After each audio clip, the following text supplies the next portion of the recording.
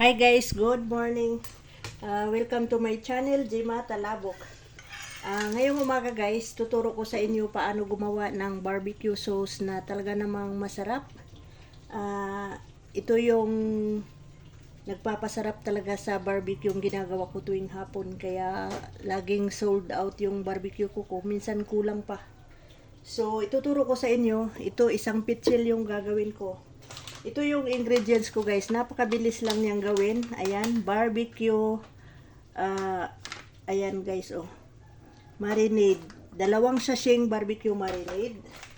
Nilalagyan ko rin ng 2 Mang Tomas na 2 sachet. 100 grams ang bawat sachet. Tapos, 4 na sachet din na pamintang durog.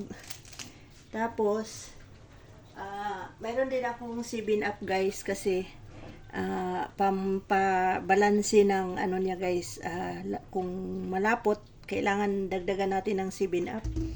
Tapos ito yung ginagamit ko, barbecue banana ketchup. So ganito yung gagawin ko guys. Ayan, maglalagay ako ng banana ketchup about 1.5 cup. And then, mix lang guys. Tapos, napakabilis niyang gawin. Ayan. Next na ilagay ko is itong barbecue marinade. Ayan. Pagsama-samahin lang siya guys. Lahat ng customer ko, gustong-gusto nila tong barbecue sauce ko. Mihingi pa sila kasi ginagawa nilang sausawan. Ayan. So, 2 sachet. Then, 2 sachet din na Mang Tomas. Ayan, sama-sama lang.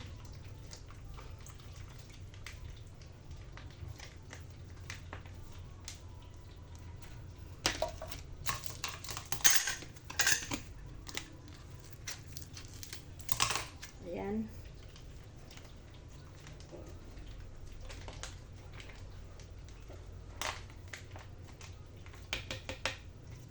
Then, yung 4 na sachet pamintang durog. So, ayan. Sama-sama ko na siyang ginupit. Ayan. Tapos, yung bitsin guys, ito, bawas na. Kunting-kunti lang ang ilalagay ko para medyo masarap siya. Pang padagdag ng ano. So, yan oh, ang natira. Kunti lang talaga ang nilalagay ko. Then, mag-add ako ng 7-up. Ayan. Ayan.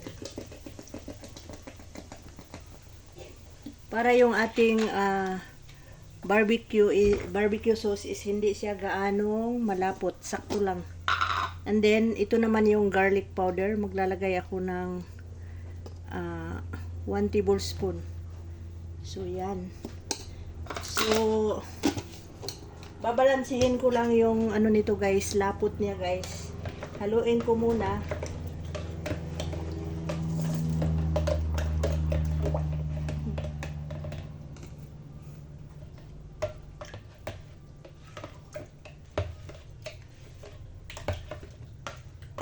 So mag-add pa ako ng mga half cup pa na barbecue sauce.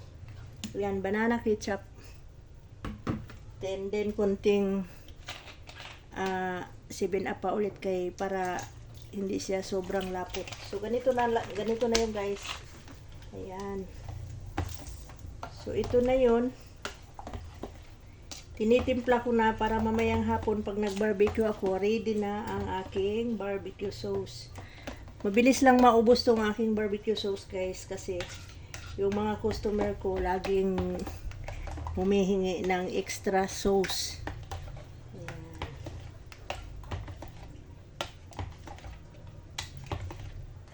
So medyo malapot pa. Dagdag ng ketchup ulit, ng ano ulit, 7-up. So halo-halo lang. So ito na yun guys, yung aking barbecue sauce na gagamitin sa barbecue ko mamayang 4 o'clock. Yan. Napakabilis lang niyang gawin. Tapos masarap.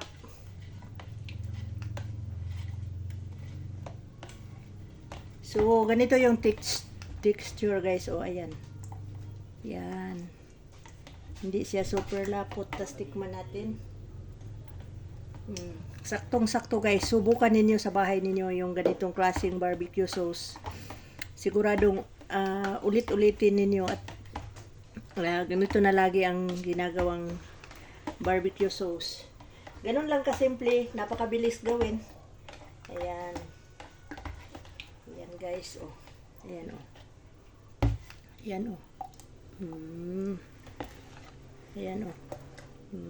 Ganito lang ka simple yung aking barbecue sauce, pero talagang napakasarap.